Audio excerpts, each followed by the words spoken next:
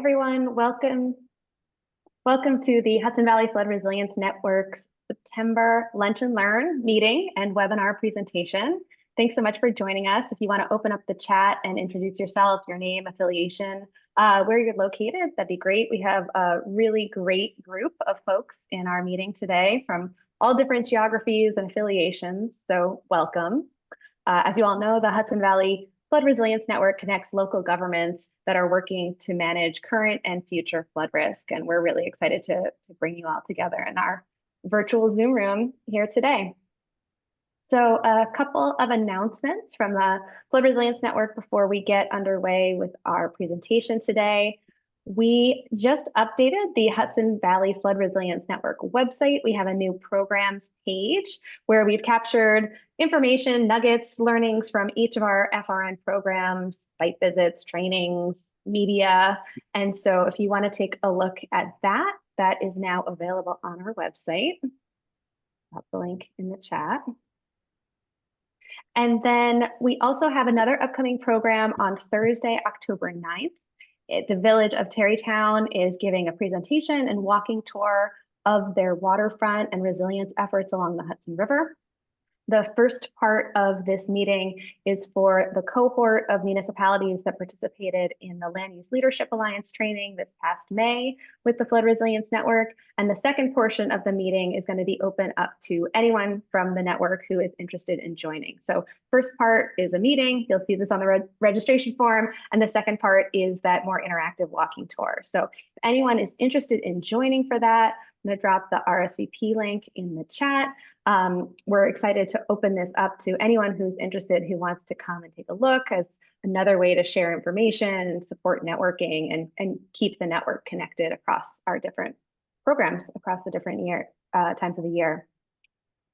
One last announcement before I hand it over is that we've been working hard with the advisory committee and the operations committee to improve how we hear from you all and make sure that the network is really grounded in the work that you're doing, how we can best support you and your priorities. So we'll be putting together an annual survey for the first time this year. Keep an eye out for that. It'll be hopefully a pretty straightforward way for us to just get a quick download of what you're working on, what challenges you're facing, and how we can best support. So keep an eye out for that, and thanks in advance for your participation in the survey. And with that, I'd like to hand it over to our featured presentation today, starting with Heidi Emrich, who is an Ulster County Environmental Planner that works to support the Ashokan Watershed Stream Management Program. And hand it over to Heidi. Okay. All right. Can everybody hear me all right? Thumbs up. I'm Heidi Emrich. I am, as Emily said, the Ulster County Environmental Planner, and I work with the Ashokan Watershed Stream Management Program to support flood hazard mitigation throughout the New York City watershed, but particularly in Ulster County. Today, I'm here to support my friend and colleague, Supervisor of the Town of Olive, Jim Sofranko, with a presentation today on the Town of Olive's experience going through flood buyout and how the town is looking to create opportunities for multiple community benefits. So I'm going to give a little primer on how we got here today, and then Jim will share more of a personal side as a leader in the town about the buyout experience and what the town sees for its future. So I am going to advance. There we go. So where is the Town of Olive? Town of Olive is located in central Ulster County. It's largely situated in the Catskill Park.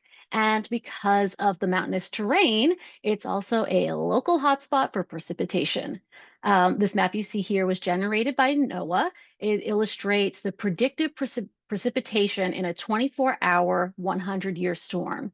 So I don't know if you can see my big pin mark in the inset. I'm sitting here pointing at my screen, sorry, on the top left. But we're going to zoom in and take a closer look. So that yellow outline there is Olive, and you can see it's right smack in the middle, or sort of, in the area where in Ulster County and Greene County, we get some of the most precipitation in large storm events throughout the entire Northeast. And that basically follows the footprint of the Catskill Park too, the high peaks there. So let's talk a little bit more. Oops, I am going to skip this slide for time today. Let's talk a little bit more about our precipitation here. In 2011, August of 2011, the region experienced Tropical Storm Irene. I'm sure most of you are around or familiar with this as the storm of record. It was Olive's largest storm. They had had 3 large storms within a 20-year period. Irene was the biggest, considered, depending on which gauge you're looking at, a 1 in 70 or 1 in 80-year storm. Irene dropped approximately 10 inches of rainfall in our area, causing the Esopus Creek, which is the major creek that supplies the Ashokan Reservoir, goes throughout much of the town. It caused the Esopus Creek to spill over its banks, putting Olive's hamlet of Boiceville, which was a commercial area, under about 4 feet of water, which impacted the buildings you see here, and essentially cutting the western portion of Ulster County off from the eastern portion, with this New York State Route 28 that was completely impassable for many hours. And as I've noted here in the image, you'll see there is a high water mark on the Boiceville firehouse. So by this time that the photos were taken, the water had already receded about 18 inches. Fortunately, the fire trucks were moved in advance of the storm, and that critical facility was, though, heavily impacted, as several of the anchor businesses in town. This is another photo from the opposite side of the road, just showing, these businesses that really suffered from this event. This was not a good day for these folks. And here's what our FEMA flood insurance rate map looks like for this hamlet. You're basically looking at Boiceville itself. It's a bathtub. This area was home to a doctor's office, engineering office, real estate office, flower shop, a restaurant, multifamily residence. There is still an active grocery store and pharmacist there, and just north of this photo is the Onteora Central School District. So it was an area of a lot of activity in a very rural town. And this map is not going to change very, very much, as you'll see in the future for this presentation. Let's see, next slide here. So why we know that that picture is not going to really change? It's because we did the town did a local flood analysis. So after Irene, area partners, including New York City DEP and the stream management programs, they worked together to create a process aimed at reducing flood damages, called the local flood analysis. That got up and running about 2014. And the flood analysis process is really all about process. Olive was one of the first towns to engage, assembling a robust advisory committee that met with partners, local agencies. They met regularly over the course of several years to analyze the real causes of flooding. What happens if you move these structures? What happens if you build something here or lower a floodplain here? What are the things in town, structural and non-structural, that are contributing to the creek overflowing its banks and affecting life and property adjacent to it? So that's done with a lot of modeling and a lot of public input. The town held several public meetings to discuss and educate on the science and engineering used throughout this process. It was a very intense and emotional experience, as Jim will share, for people to understand the real reality of what's happening in their beloved hamlet. And in the end, the local flood analysis report is a detailed document that tested both what is physically feasible and what is cost effective. The final report, which in the end was adopted in 2017, or I think it was 2016 with the revision in 2017, recommended many mitigation actions for the town. And to the town's credit, they've been working on all of those things, including replacing undersized crossings, property mitigation measures where feasible, and as recommended in the LFA, buyouts for the most flood-prone and vulnerable structures. Now, I will say, locally, the LFA process is funded through grant programming here in Ulster County through the Ashokan Watershed Stream Management Program, or even the Rondout Never Sink Stream Management Program. And that funding ultimately comes from New York City DEP. But the process itself, any municipality can undertake their own local flood analysis if they want to, put their effort towards that. It's really an extremely valuable community engagement exercise that gives real solutions and answers questions for a lot of folks for what their future is going to look like or could look like. Oops. Oh boy, sorry about that. Okay, so the local flood analysis led us to the New York City funded buyout program. Similar to the LFA, following Irene, DEP was developing all these programs to help municipalities and landowners both. The New York City funded flood buyout program is going to protect water quality by removing potential sources of hazardous debris from the floodplain and protect life and safety by getting the most at-risk landowners out of harm's way. The program is available in areas where buyout is recommended in the local flood analysis, or for homes with extremely high risk of inundation or have experienced historic flood loss, like repetitive loss homes or businesses, or homes that are at risk of extreme erosion. The program is run locally and supplements the FEMA flood buyout program, which is, typically available when a disaster is declared. And of the flood buyout properties in Boiceville, one of them did go through FEMA. The remainder of them have gone through this process, the supplemental process. This program is like on a rolling basis. It operates all year round. Again, to supplement FEMA. When FEMA's active, then you would go through that process. Participation in the program is completely voluntary.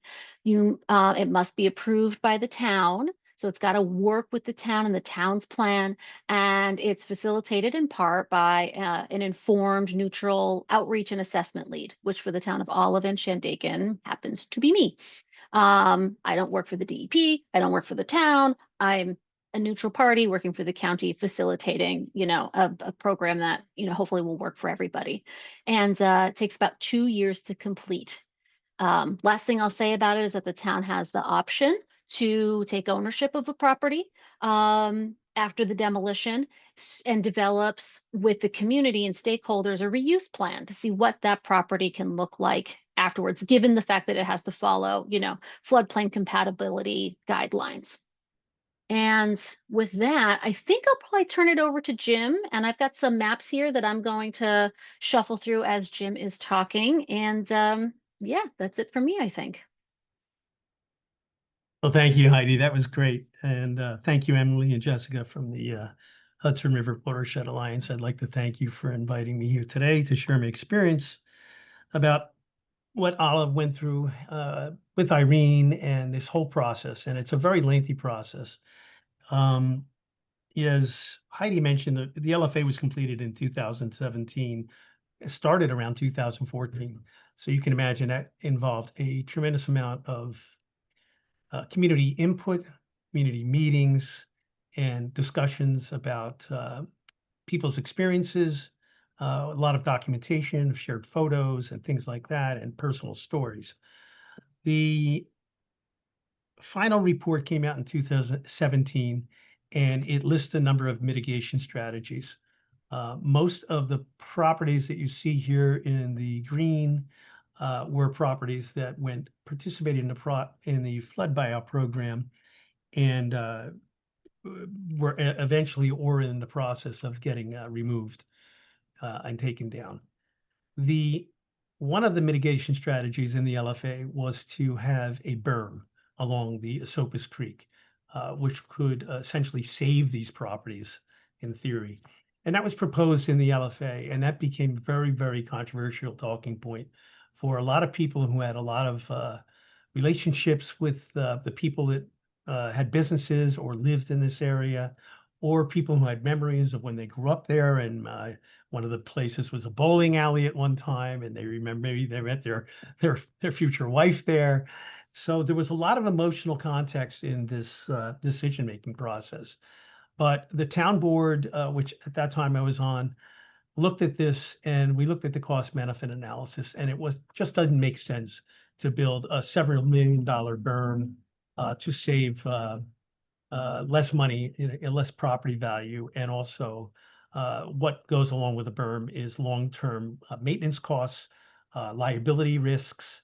And at that time, when we were researching, the American Association of Professional Engineers told people not to certify berms because they weren't viable as a flood prevention measure in most situations. So we decided to move ahead with the buyout program, and people to this day are still, it is a craw in their neck about this. But it was controversial, and what led the board to really decide this, aside from the economic aspects and analysis of it, was the personal responses we got from the people who owned these properties. A lot of the people who wanted to save these properties didn't live in them or own them. They were people who had, from the town who would, Boiceville was a center for them. And I wanted to read a couple excerpts from a couple of letters this was from 2018 about the buyout property. And this woman was saddened to learn that there are those who think they should step into my shoes and tell me what to do with my property, especially when they haven't got a clue on what we went through on August 28th, 2011. That was Irene. The property in Boiceville has been for sale since 2008. August 28, 2011 changed all that. In a space of 45 minutes, everything changed. It was overwhelming, and for some, it was just too late in life to try to start over. I'm picking out little quotes here, so not reading verbatim. No one wanted to invest in a property that might flood again. When prospective buyers heard of the nightmare we lived, they moved on. Almost 2 years ago, we got an offer from a couple that wanted to purchase, but also wanted to change the use of the new model to a cafe. In order to do that, an elevation certificate had to be completed to ensure that the building conformed to current requirements. The certification cost $1,000, and in it we learned that the building would have to be raised 8 feet off the ground. The cost of insurance gradually rose in 25% increments over 5 years. Let me tell you what flood insurance did for me. I had flood insurance and I thought, wow, I'm going to be all right. I had $150,000 in coverage. I went right to work to get people to fix what needed to be fixed. Mold was a big concern, and getting my tenants back into safe conditions as soon as possible was my only concern.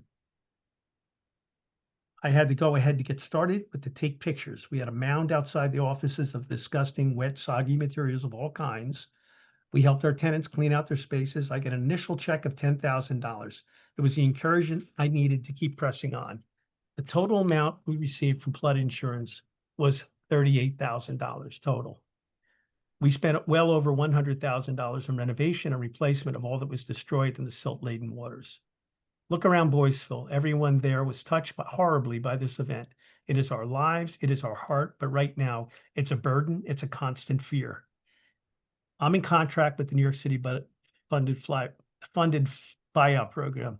If anyone were here to stop that, I would hope that they would have the money to give me for the property. I'll sell it to you in the same price they're willing to pay. Boiceville will never be the same because of this. That's one letter, and one other one that's much shorter is from somebody who had operated a florist in the town for many, many years, for decades. And Hurricane Irene hit our region, for me, a downward spiral, and began for me a downward spiral. The insurance funds were not enough to restore my shop. To do that required me to use personal funds, and when they ran out, go into debt which is still owed today and threatens to cause me a loss of a home, not to mention the unbelievable stress which occurs in this kind of situation. Because of Irene and the resulting debt, I have had to take second jobs, the first resulting in an accident. The second job, I now work 5:30 to 10:30 at night, 5 nights a week, in addition to my shop being open from 9 a.m. to 4:30, 6 days a week.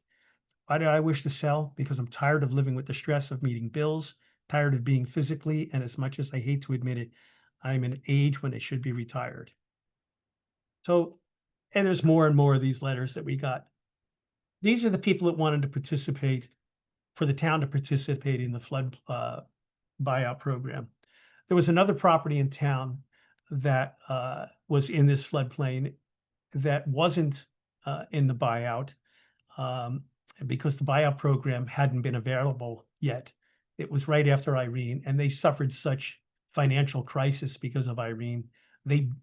I don't have a letter here, but they literally met with the supervisor at her house and begged her to try to find funding to save their property. This was a generational business that got lost eventually to the bank because there was no flood buyout program. So we have a contrast of the opportunity that the buyout program afforded the town of Olive and the people who were suffering under these.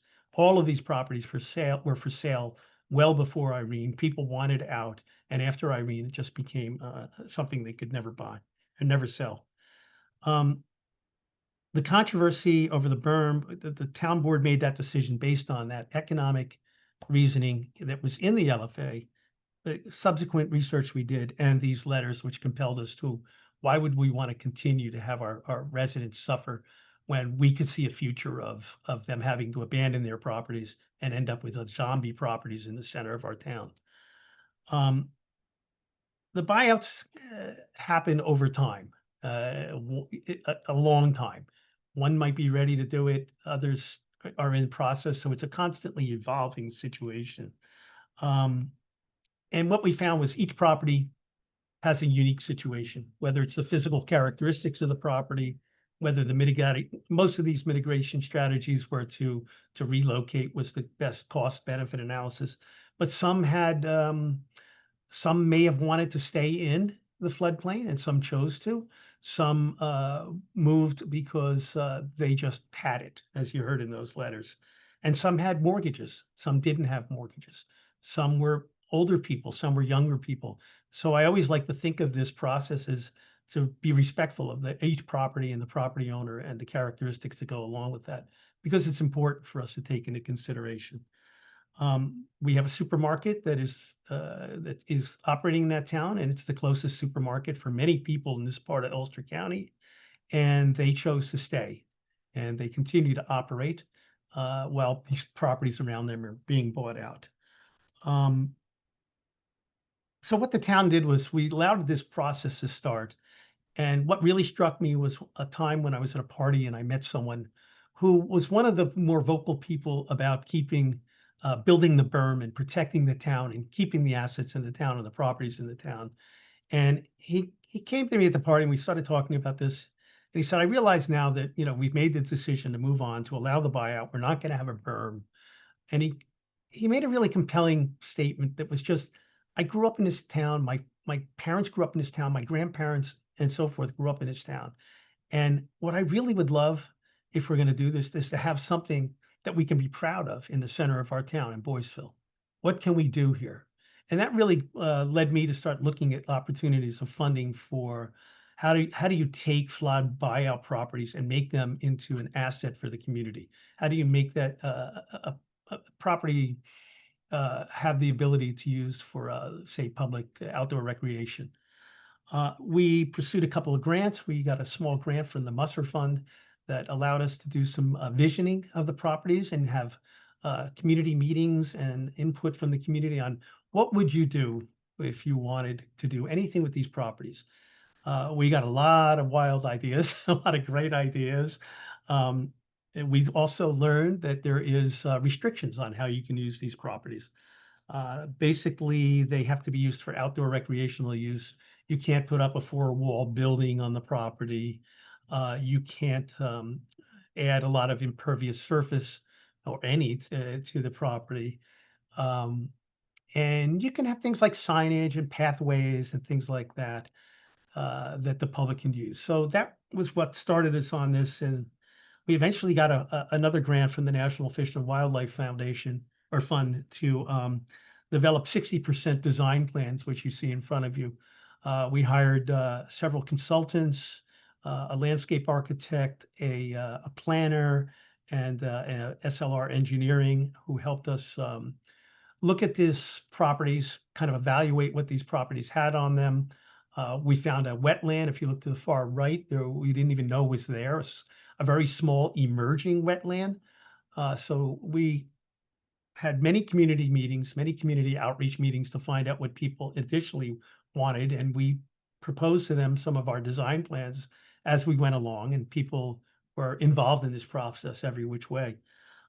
We're now at the point where we're looking at, if you look at the property kind of in the center left there with the pathway around it, that is in this grant a demonstration site that we're starting. And we're working on getting that done. And the property above it has, where it says gravel parking, that still has a building on it that is just beginning the buyout process and going to contract with New York City soon, we hope. And that we hope to turn into a DUC parking area for fishing access, which is in the stream to the left of that. And then you can see the pathways down to the stream. They would be very modest, hand-built pathways. The pathway on the demonstration project would be something that would be a gravel aggregate product. And then eventually a pathway across where you see pollinator fields and things like that, which was the property that actually was the FEMA buyout. And then if you go, can you go to the other slide across the road there? It crosses 28, State Route 28. We put a crosswalk in, a small parking area, and then hopefully a pavilion over there, some plantings and a natural playground, and eventually a wetland boardwalk so people can go out and experience a wetland.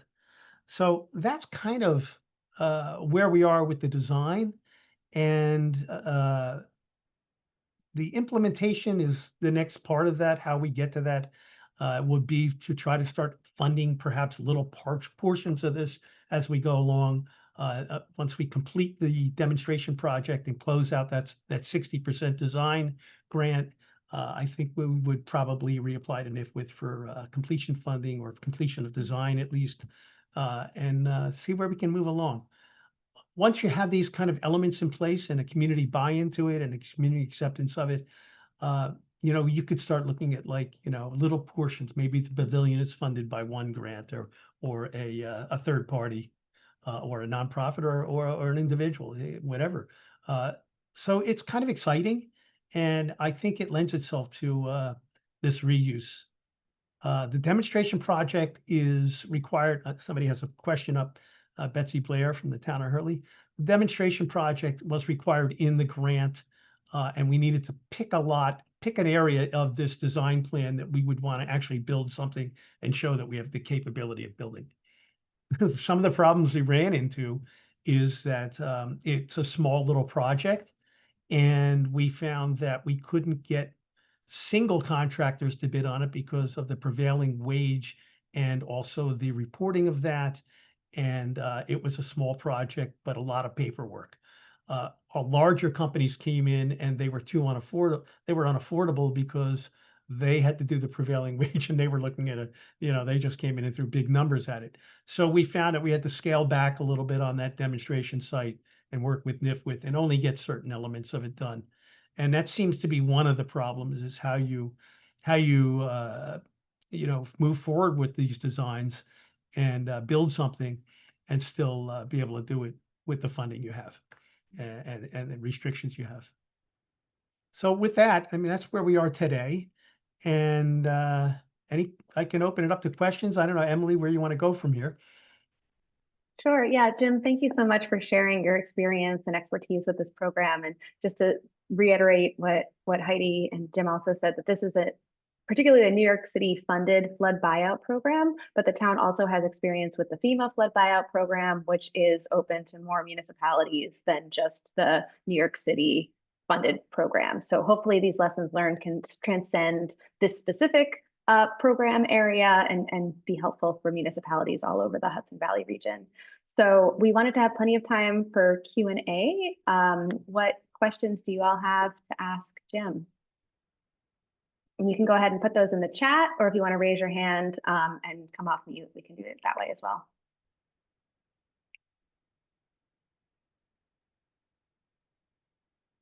Yeah, Betsy. So you mentioned the project right by the waterway still has a building on it. Who is paying for demolition and disposal of those buildings? And by the way, you're on mute, but I also just want to say, Jim and Heidi, great presentation, super interesting and helpful. Thank you. Thank you. So the demolition and removal of the material from the demolition is all funded under the buyout program, and that is administered by the CWC, the Catskill Watershed Corporation. And that itself is a process because this moves at a very slow speed. I can't stress that enough. You know, the initial contact from the outreach lead, like Heidi would go in and talk to the property owners. The town it's not appropriate for the town to approach them. So we have this third party. They come in, they talk about the problems they've had, what we've seen in the local flood analysis. What do they want to do? Do they want to stay? Do they want to go? And that starts the discussion. And then again, it's a personal decision for them based on their situation. But once you get to the contracts, that takes a long time. There has to be there's two phases of environmental analysis on the property before the buyout contract is done. And then there is once it goes to a contract, then you have demo plans. So you have to come in, people bid on that. They have to look, they have to see if there's they do an analysis to see if there's asbestos. You have to have asbestos remediation. You can only imagine, this takes forever. So you could say the average from the initial contact to the demo is at least 2 to 3 years. And we have these happening at different time periods. The firehouse, which is, it's not on the screen, but it's at the bottom. I don't think it's on there, right? Yeah, there it is. It's kind of right in the center of the screen there. Oh no, that's Shell Nursery. It's toward the bottom. There it is. That is a unique property because it was a firehouse that was the property was sold to the town, and the town, it was only for the use of a firehouse on it. So it has all these deed restrictions that can only be used for firefighting purposes. And so when they did the buyout, they would buy out the building from the fire department, which is a nonprofit fire protection district in our town. They will get their share of the funding.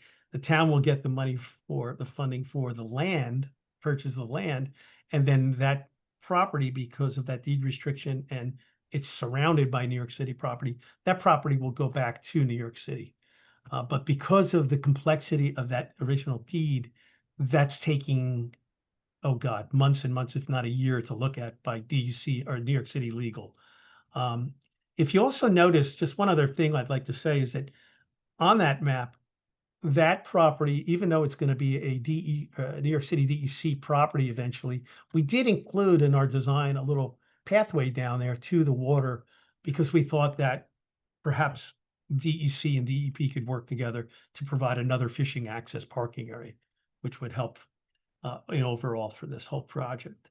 So that's it for demo. It's a long answer for demo. Well, and Jim, you reminded me of something that we didn't mention, and so if I can just contribute too, is that the local flood analysis process as a study really, it's designed to tee up recommendations, and it's got detailed backup data, benefit cost analysis that really point to recommendations that you can turn into implementation. If we didn't have some of these New York City funding opportunities for implementation, we'd still be well teed up, well set up for other state grant opportunities like climate smart communities or even FEMA. I mean, I will say I've applied for a couple of FEMA grants. They are truly very hard to get. They're very competitive. Jim knows we've worked on them. They take a lot of effort, but the local state grants are a little bit more attainable. And I've turned around and used one of these local flood analyses to apply for other state implementation funding because we needed to supplement some work, and the grant, the detail is there. And it was an incredibly valuable document to have to work through all the justifications that these grant applications ask for. So, I know, like I said, I recognize that the funding isn't always there to just automatically do these planning grants. But if you think a few steps ahead and think about, maybe we can apply next year for grant funding or dedicate some municipal funds to do our own local flood analysis and look to the experts. Like we've worked with SLR, for instance. They've done a lot of these hydraulic studies and they really understand both what truly needs to be looked at, a lot of different mitigation options. They have their mitigation toolbox, which is very helpful to think of all of these different opportunities and actions, if then scenarios. And then they also develop, that feasibility side to it. And if you can, get yourself a study like that, funding for a study like that, those planning grants turn into implementation grants. They turn into implementation dollars because you've really queued it up for yourself. And so, I know that sometimes some of the things that happen in the New York City watershed aren't always directly translated outside, but the process is extremely valuable. And I hope that, and with Jim's effort and everything, putting all of these steps in place to get something that's going to have a lot of community and benefit and keep the town resilient and viable and have community activity here, even if it's not the same as it was commercially, I think it's really worth the blood, sweat, and tears that have gone into it over the last 10 years or more. Let me jump in on that too. Is when you mentioned the FEMA buyout, the one property we had a FEMA buyout, and FEMA will tell you they are the agency of last resort. And keep that in mind if you're looking for funding. Go elsewhere first, because in their buyout, when I look at the comparables of what they paid, and New York City funded buyout program pays the appraisal price of the property outside of the floodplain, a comparable property. So they're paying you market value for that property outside of the floodplain. The FEMA, that I don't think they were happy with the funding they got from their buyout. I see I have a number of questions here. I wanted to kind of see if I can get to them before we run out of time. Housing affordability. Jessica asked about the housing affordability in the area and the renters benefit anyway from the buyout program. And unfortunately, no. And I've advocated for this on the CWC board and with New York City, that this program and most of the programs out there are very much geared toward property owners. And that's an unfortunate situation, because not only did we have residential renters in some of these buildings, but we had retail, and one of them was a pharmacy, one of them was an anchor business. They don't get money for relocation. We've looked at, let me think, I don't think anybody in this relocated to another part of town. Relocation, except for the fire department. The fire department did. They moved up the hill to a higher ground. They built a new fire department. They got, they're still waiting on their buyout money, but they got funding from CWC for the relocation as a critical facility. Unfortunately, they didn't get enough, because when they first started that process, it was right before COVID. They got involved in the process, and during that time, the pricing went up so much that their funding ran out more quickly. So they did have to incur some of their own funding to build that firehouse up the hill. That was the only one that I know. It's much more challenging to do a relocation than it is to do a pure simple buyout. I always advocate, though, that the renters, we had the same situation in the medical building, which is kind of the green plot to the right there, I believe. Yeah, right in there. It was in that location anyway, or near that location. And that one had a physical therapist in there. It had a lab in there, and it had a doctor's office in there. And that was a really complicated buyout, because it was owned by 3 doctors who had a successful practice. 2 of them were near retirement. One of them moved on when they sold it. They sold it to Nuvance. They moved on to different things. Nuvance ran the medical facility, and when the buyout property came up, the doctors wanted to buy out. We tried to get Nuvance to locate in Western Ulster County. I tried to get him to move into a nearby empty space. I felt like a real estate agent for a couple of months, and Nuvance made it very clear that they didn't want to move out. They wanted to move from the area, and they wanted to centralize in an area, a different facility in the county, but 20 miles away. So that was a difficult one. let me see, were there particular factors? This is from Julia Solomon. Were there particular specific factors that shifted public opinion from the burn solution to being open to buyout relocation? I think that I think there was a hard-nosed group of people who weren't going to change their mind no matter what. They wanted the berm. That sentiment still exists with a small group of very vocal people.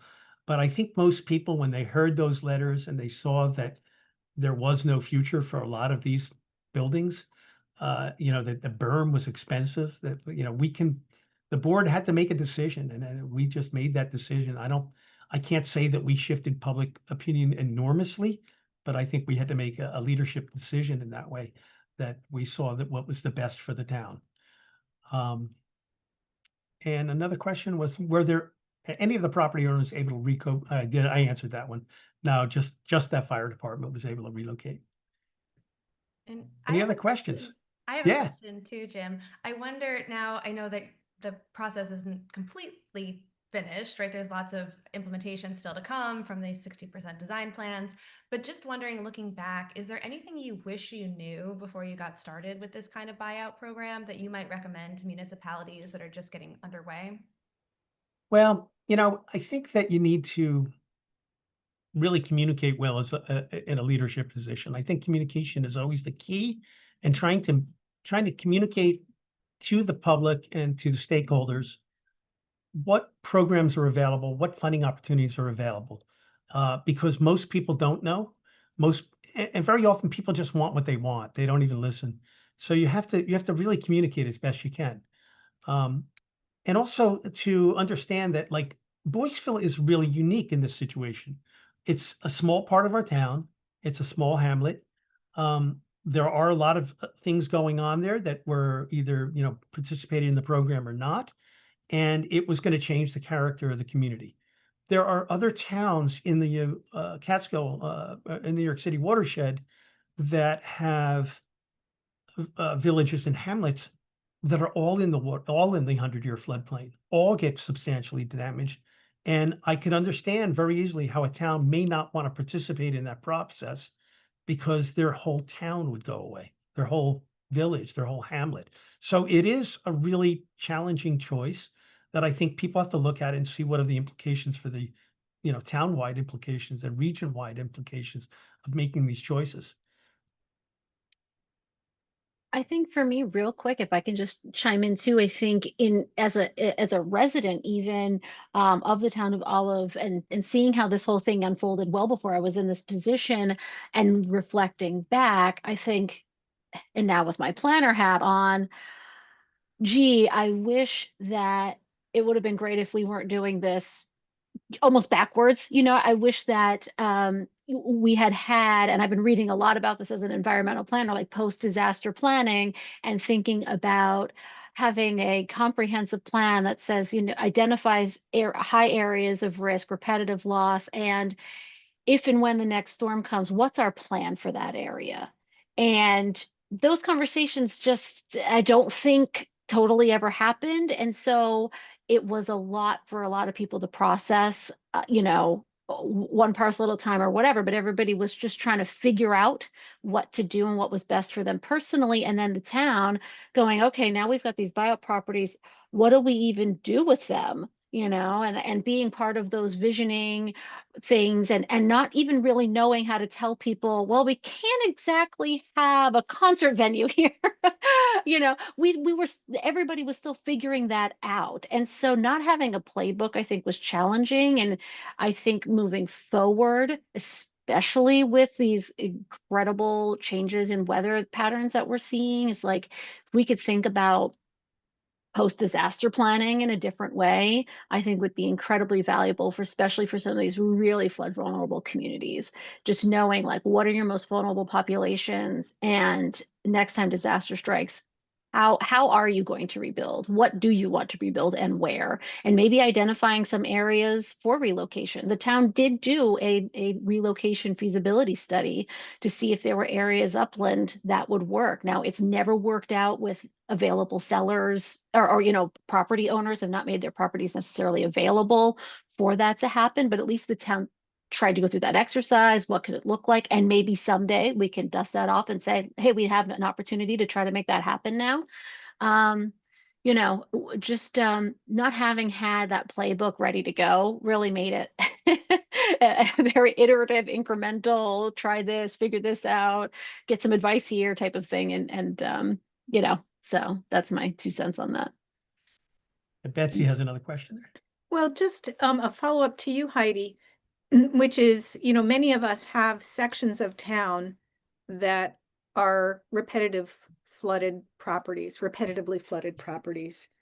And, you know, in this case, there was a, you know, a huge wallop that I think, you know, indicated something had to be done, and people bought in. And do you have thoughts about how to trigger those conversations for in communities where it's less obvious, or perhaps less not compelling, but just sort of less damage occurs repetitively, and people, I think, are more inclined naturally to hang on if they can. So how do you do that kind of pre-disaster planning for post-disaster situations? I think Neil wants to respond to that. Yeah. So, hey Jim, how's it going? Hey Thanks Neil, for how you giving this doing? talk. Yeah. So one of the things I wanted to talk about to actually answer that exact question is what we're trying to do with the Hudson River Estuary Program, and it kind of builds on, and it's not exactly buyout, but it's these climate adaptation and resilience plans. So it's looking at, well, what are the problems? You know, it could be flooding, it could be heat. You know, where are they? And then what are the solutions? You know, one solution may be buying some of the properties, but other solutions may be, you know, green infrastructure, or, you know, restoring floodplains, things like that. And so it's good to put these plans together because, like, as the supervisor pointed out, these projects take years. And it's always good to have a plan in place that you can always look back on and say, oh, well, the plan said we were going to do A, B, C, D, and like we're on A. And so those plans include a lot of community input. And so you get buy-in from the community, because no matter what you do, at some point, someone's going to be like, well, this is the first time I'm hearing this. You know, when did you decide to do this action? It's like, well, we had community meetings and we had public outreach. And if you can point to a plan that's in place, it justifies what you're doing and why you're doing it. And it helps with buy-in. So that's one of the things that we're going to be pushing more in the estuary program. And what we're trying to also do is do them with multiple municipalities at the same time, just like when the hazard mitigation plans are put together. So there's collaboration across municipalities, and you're more likely to solve bigger problems that maybe are just locally, you know, impacting, like, you know, flooding in a single area. You may have to have multiple municipalities working together, and we want to do it, you know, working with the county and the municipality. So you'll be hearing more about these going forward, but that's hopefully. You make a good point, Neil, and I should mention, in how do you look at all this and try to put it together? You know, we're doing our, hopefully by the end of the year we'll have completed our first comprehensive plan for the town of Olive. We never had one before, so that has the opportunity to look at these areas and say, you know, in the bigger picture of the town, what's going on here, you know. The other thing which we've taken advantage of with the Hudson River Estuary Program is the open space plans, natural resource inventories, critical environmental areas, all of those little things that kind of identify what your town is like from an environmental perspective, and it can include some of these floodplain areas and things like that. So you know, all of those things together are resources to use when you start looking at an area and saying, what are we going to do here? Because then you have documented in the past what exists there. And that's a good start. You need to know what you got before you can move forward. And I have one more thing and a proactive community can do, and that is to get a list of, and that Ulster County can help you with this, create a GIS list of all of the property owners that have structures that cross your special flood hazard area, your 100-year storm floodplain. Shandaken does this. They send an annual letter out and said, do you know you're at risk? And here's all kinds of really great information, and we'd love to hear from you. If you have questions, come meet with us. If you have experiences, we'll keep that on file so that if something comes up, like that's the Swift Current Grant, which is an elevation program funded by FEMA that comes around every couple of years. Then we know, oh, these people are interested in that. Great, let's capture that, see if any of their other neighbors are interested. And sending that annual letter is really informative. It opens up a door, an opportunity for public education that someone's getting right in their mailbox. I mean, it's the cost of a stamp, and it goes out to 200, 300, 400 people, and then they're not in the dark, and then they're more engaged, they're more teed in when you send them something else that's valuable to them, like come to this public engagement session to plan mitigation or community. They say, oh, I need that, I keep getting letters, I'm at risk, I should go to that. And it's a simple thing to do annually, and I think it's really effective. The other thing that we're doing now is we're doing a second LFA in the town. We just started it. We're working with SLR, and we're looking at Ashokan, which never had an LFA. There's some areas of Ashokan that have repetitive flooding, and we're looking at West Ashokan that was in our 2017 LFA, and we're expanding the area of mapping, and we're also looking at re-looking at one area, but it's a little more complicated and how it floods. Also included in that is we're doing some stormwater analysis on a section of town. So it's not always riverine, it could be stormwater as well. We live at the second, our town has this, and Hurley and Woodside have the second largest reservoir in the New York City watershed. And that's there because it collects water. And if you look if you stand on the dividing weir of the Ashokan and look around, there's just mountains all around. The water comes down to there. So people live in between those mountaintops and that reservoir, and they experience a lot of groundwater and stream water and river water that comes through their yards. And how do you address that? How can you help with that situation? And sometimes it's just personal responsibility on a property. Sometimes it's infrastructure with stream crossings and things like that. The Ashokan Watershed Stream Management Program has been extremely helpful to work with in those kind of situations. Great. Well, thank you so much, Jim and Heidi, for sharing your experience with this program. Thanks to everyone for asking such great questions.